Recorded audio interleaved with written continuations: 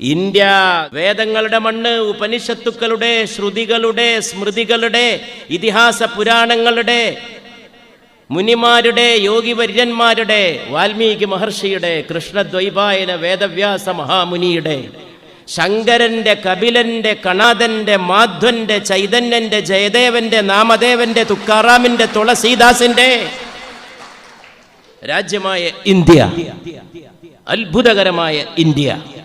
ലോകത്ത് ഒരേ ഒരു ഇന്ത്യ, ഒരേ ഒരു ഇന്ത്യ. ഇന്ത്യക്ക് പകരം ഇന്ത്യ മാത്രം. സംസ്കാരത്തിന്റെ കളിത്തൊട്ടിലായ ഇന്ത്യ, അറിവിന്റെ ആഴമുള്ള ഇന്ത്യ, സൗന്ദര്യ തികവാർന്ന ഇന്ത്യ.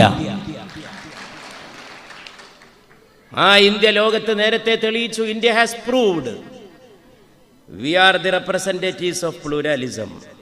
ആദ്യം ഹിന്ദുമതം, എന്നിട്ടും ദാഹം തീർന്നില്ല. 3 മതങ്ങളെ ഇന്ത്യ നൊന്ത് പെറ്റു. നൊന്താണ് പെറ്റത്.